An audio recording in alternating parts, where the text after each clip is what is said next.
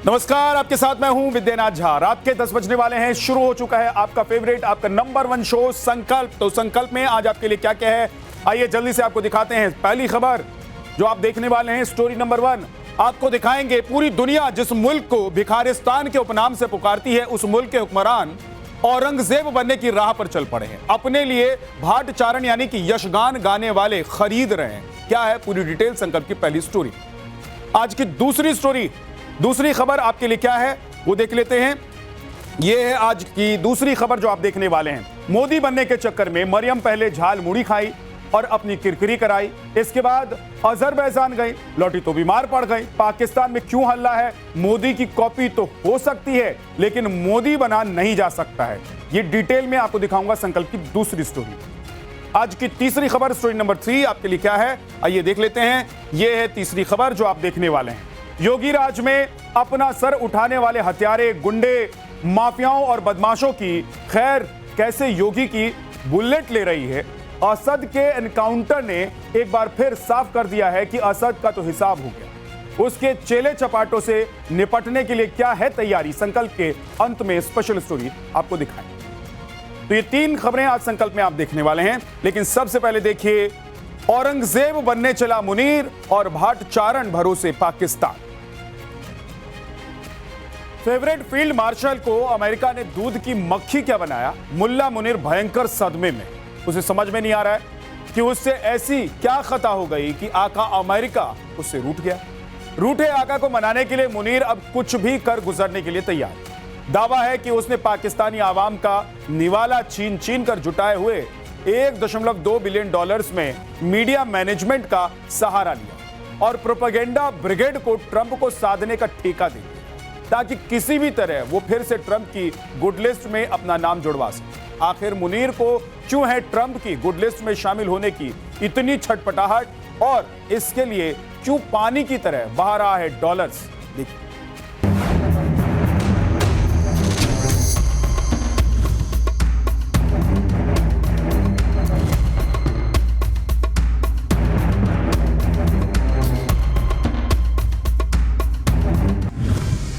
कंगाल पाकिस्तान मौजूदा समय में इतिहास के सबसे बुरे दौर से गुजर रहा है। एक तरफ बेतहाशा बढ़ती महंगाई ने आम आवाम की कमर तोड़ दी, तो वहीं दहशतगर्दी के खंजर से पाकिस्तान बुरी तरह लहूलुहान है। लेकिन पाकिस्तान के हुक्मरान अपनी आदत से बाज नहीं आ रहे। ऑपरेशन सिंदूर में भारत से मुंह की खाने के बाद पाकिस्तान ने अमेरिका में अपनी लॉबिंग तेज कर दी है।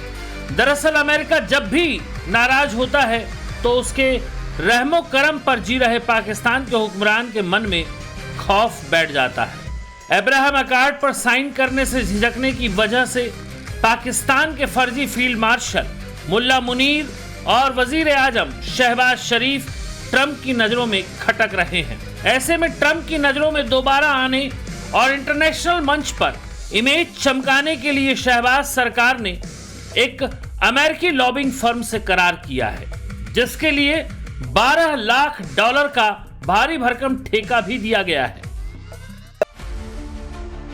पाकिस्तानी अवाम दाने दाने को तरस रही है, वहीं शहबाज शरीफ और मुल्ला मुनीर अपनी इमेज चमकाने पर लाखों डॉलर लुटा रहे हैं।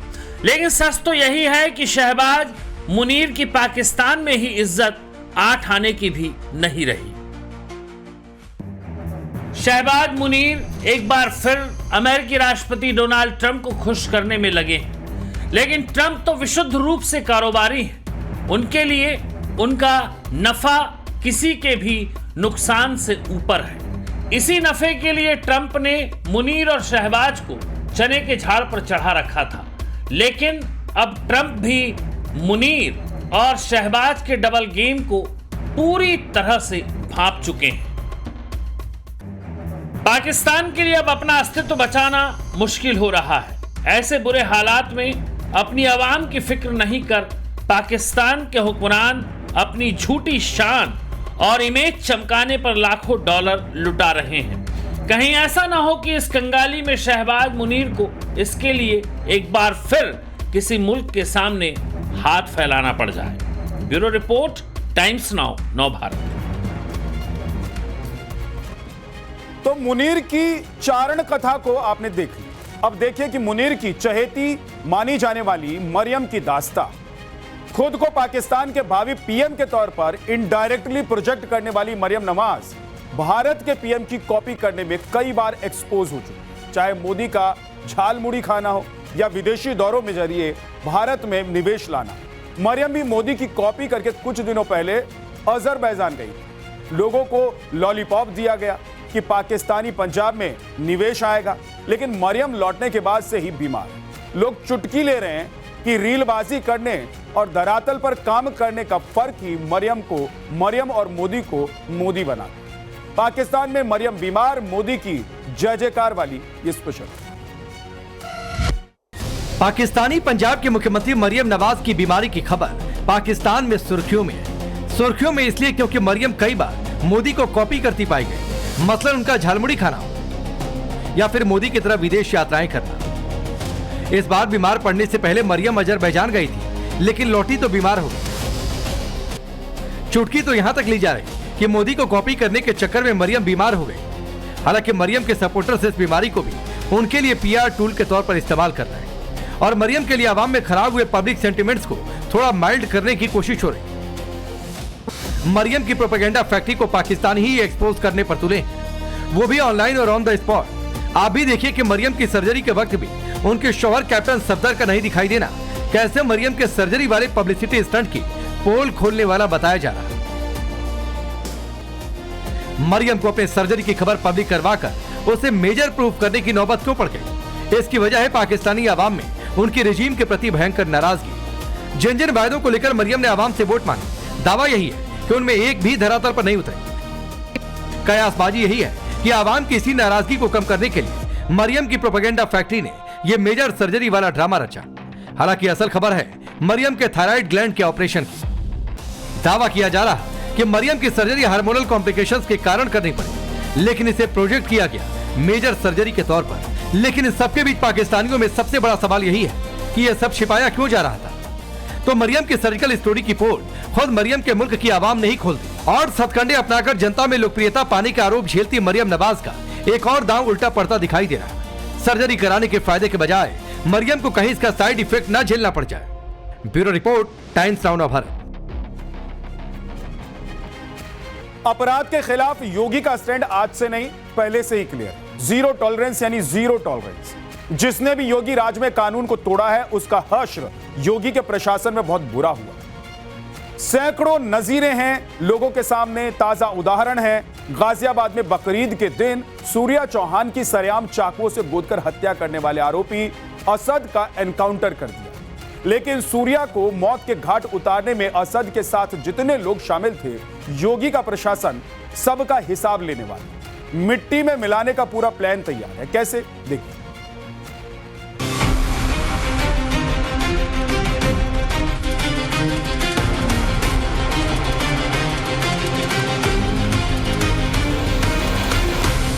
बकरीद के दिन गाजियाबाद के खोड़ा में 11वीं कक्षा में पढ़ने वाले 17 साल के सूर्या चौहान के साथ मोहम्मद असद और उसके दोस्तों फरहान, आतिफ, सारिक और पिता नवाब ने जो क्रूरता दिखाई और जिस तरह से घेर कर चाकुओं से गोदकर सूर्या की हत्या की गई, उसने दोस्ती यारी जैसे शब्दों में मजहबी जहर घोल दिया। दोस्ती? कैसी दोस्ती? आपने भी गाजियाबाद में देखा होगा।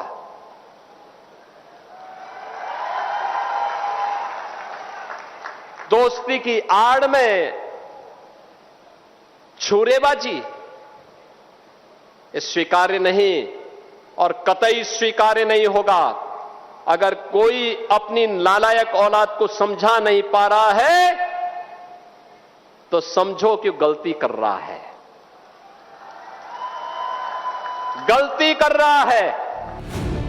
योगी ने जोर देकर कहा कि दोस्ती कैसी दोस्ती। गाजियाबाद की इस वारदात ने वाकई भरोसे का कत्ल किया है। भरोसा ही था जो मोहम्मद असद के बुलाने पर सूर्या चौहान चला आया। ये सब एक दूसरे को पहले से जानते थे, शायद पहले से दोस्त भी थे, जैसी अमूमन इस उम्र में दोस्ती होती है। सूर्या चौहान को बुलाया गया, लेकिन सूर्या को कतई अंदेशा नहीं था कि बकरीद जैसे त्योहार के दिन असद सूर्या के कत्ल की प्लानिंग कर बैठा है। कहते हैं इस दौरान उससे पूछा गया कि क्या कभी बकरा हलाल होते देखा है, और उसके बाद सूर्या चौहान को चाकुओं से गोद दिया गया। घायल सूर्या खून से लथपथ खुद को बचाने की कोशिश करता रहा, लेकिन असद और असद के दोस्तों ने उस पर रहम नहीं किया। इस वारदात ने देश को हिलाकर रख दिया। गांव देहात की बात नहीं थी, गाजियाबाद जैसा शहरी इलाका था। एक दूसरे की दीवारों से सटे हुए घरों में ऐसी नफरत, इतनी बेरहमी। असद और उसके साथियों ने जितनी बेरहमी दिखाई, बदले में रहम यूपी पुलिस ने भी नहीं किया। दूसरे दिन ही खबर आई कि असद का एनकाउंटर कर दिया गया। बताया गया कि 50,000 का इनामी असद भागने की कोशिश कर रहा था। जब उसे रोका गया तो उसने पुलिस पर ही फायरिंग कर दी। फिर पुलिस ने भी असद पर जवाबी फायरिंग की और असद ढेर हो गया। 28 मई को ईद के दिन गाजियाबाद के खोड़ा थाना क्षेत्र में एक सूर्य चौहान नाम के युवक की बेरहमी से हत्या कर दी गई। सूर्य चौहान का इतना ही कसूर था कि अपने दोस्तों के घर ईद के त्योहार पे गया था, उसको वहां बुलाया गया था और उसके बाद वहां उससे पूछा गया है क्या उसने आज से पहले बकरा हलाल होते देखा है। जब सूर्य ने ना कहा तो उसके बाद सूर्य पे चाकू से ताबड़तोड़ वार किए गए और सूर्य की इसमें दुखद मौत हो गई। इस वारदात के बाद से लगातार पुलिस के ऊपर दबाव था कि आरोपियों के खिलाफ सख्त से सख्त कार्रवाई की जाए। पुलिस ने 3 आरोपियों को गिरफ्तार किया था, लेकिन जो मुख्य आरोपी असद है वो लगातार फरार चल रहा था। पुलिस को देर रात सूचना मिलती है कि खोड़ा थाना क्षेत्र के इस इलाके में असद जो है वो यहाँ पे आ रहा है। अपने किसी परिजन को उसने यहाँ पे बुलाया है और यहाँ पे वो उससे पैसे लेके फिर दोबारा फरार होगा। पुलिस का कहना है कि लगातार जो असद की लोकेशन है वो उन्हें वेस्टर्न यूपी के इलाके में मिल रही थी, लेकिन बीती रात जब सूचना मिलती है कि खोड़ा थाना क्षेत्र में ही आने वाला है, अपने उसके साथी के साथ आ रहा है, पुलिस ने ट्रैप लगाया। असद को पुलिस ने सरेंडर करने के लिए बोला, लेकिन असद ने पुलिस की टीम को देखते उनके ऊपर फायरिंग की, जिसके बाद पुलिस ने जवाबी कार्रवाई की और यहाँ पे 7 राउंड गोलियां जो है वो चलाई गई हैं। जो असद के साथ उसका साथी था, इस पूरी कार्रवाई के दौरान वो इस कच्चे रास्ते से भागने में कामयाब हो गया। ये योगी के शासन में अपराध और अपराधी के खिलाफ जीरो टॉलरेंस की नीति का असर है। गाजियाबाद की इस घटना ने अप्रत्यक्ष तौर पर योगी के पुलिस प्रशासन को चुनौती देने की कोशिश की थी। ये बताने और जताने की जरूरत की थी कि उन्हें किसी का खौफ नहीं, और योगी पहले ही कह चुके हैं कि वो ऐसे अपराधियों को मिट्टी में मिलाने से चूकेंगे नहीं। मुख्य आरोपी असद एनकाउंटर की भेंट चढ़ गया, बाकी के आरोपी सलाखों के पीछे खींच लिए गए। और ये असद के घर पर हो रही मुनादी भी सुन लीजिए। खोड़ा परगना तहसील मौनी जिला गाजियाबाद के खसला संख्या 70 शासकीय भूमि पर किए गए अवैध कब्जे को दृष्टिगत उत्तर प्रदेश राजस्व संहिता 2006 की धारा 136 के अंतर्गत नोटिस निर्गत करते हुए निर्देश किया जाता है कि नोटिस के प्राप्ति के 15 दिवस के भीतर उक्त अवैध भवन कब्जे को हटाने अनिश्चितता की स्थिति में वैधानिक कार्रवाई करते हुए स्वयं वे हटा दिया जाएगा। इसके लिए आप स्वयं जिम्मेदार होंगे। गाजियाबाद के खोड़ा में सूर्या के कातिल और मुख्य आरोपी असद के घर पर प्रशासन ने नोटिस चस्पा कर दिया है।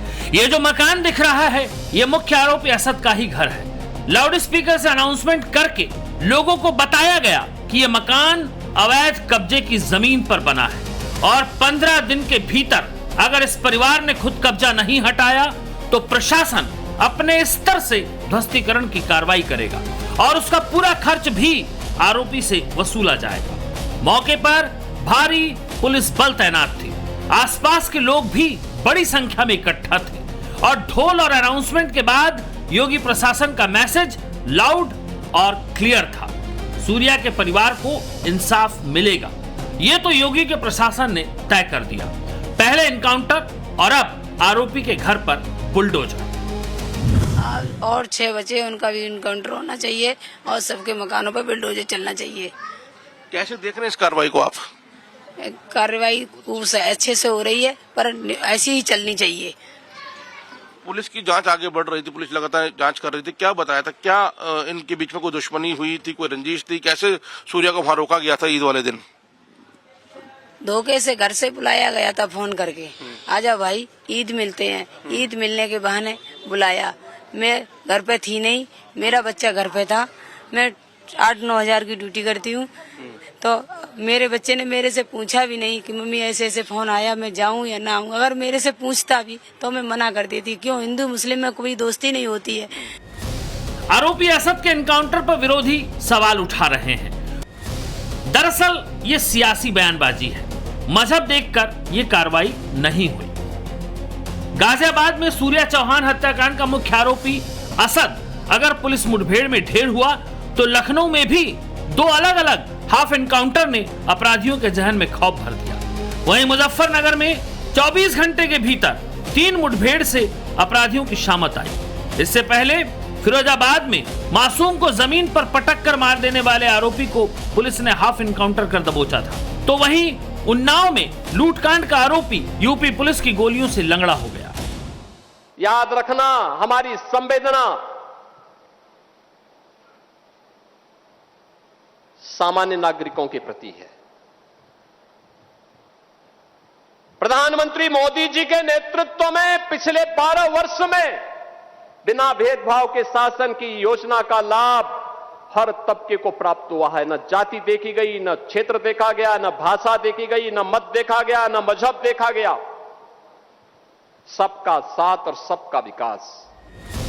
लेकिन गाजियाबाद में असद के एनकाउंटर पर सवाल उठाने वालों को इस घटना की गंभीरता को भी देखना चाहिए। दोस्ती की आड़ में मजहब के नाम पर कैसे आरोपियों ने सूर्या को कत्ल कर दिया, और योगी यही आगाह कर रहे हैं। दोस्ती,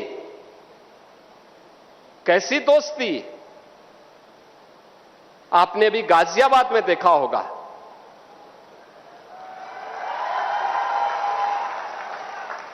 दोस्ती की आड़ में छुरेबाजी, ये स्वीकार्य नहीं। बिजनौर में मंच से दिए गए योगी के दोस्ती में दगाबाजी वाले बयान पर बिजनौर के ही मुसलमानों ने प्रतिक्रिया दी और कहा कि गाजियाबाद के खोड़ा में जो हुआ वो गलत हुआ।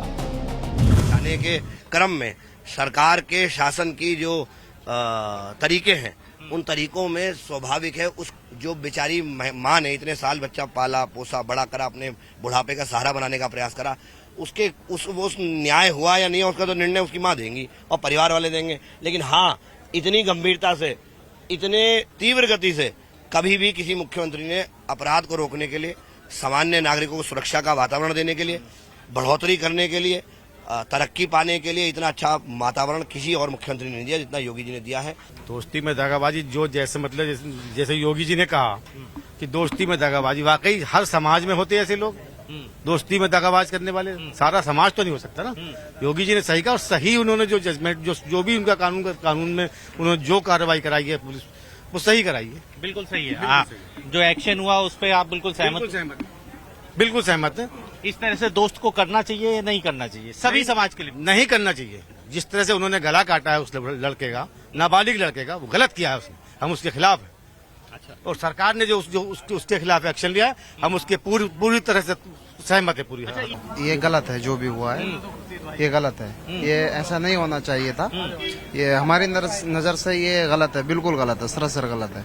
अच्छा, कहीं ना कहीं देखिए दोस्ती पे दगाबाजी की गई है, कैसे देख रहे हो आप और क्या कहना चाहोगे इस पे? और भी लोग सुन रहे हैं आपको, आप भी मुस्लिम हैं। नहीं होना चाहिए था दोस्ती में दगाबाजी, ये बहुत गलत चीज है। मतलब साफ है, जिन्होंने इस वारदात में मजहबी सियासत को खोजा उन्होंने असद के एनकाउंटर पर सवाल उठाए, लेकिन जिन्होंने मजहब में दोस्ती को देखा उन्होंने मोहम्मद असद के साथ हुए योगी प्रशासन के एक्शन को सबक के तौर पर समझा। बिजनौर से अभिषेक सिन्हा और गाजियाबाद से मोहित ओम के साथ ब्यूरो रिपोर्ट, टाइम्स नाउ नव भारत।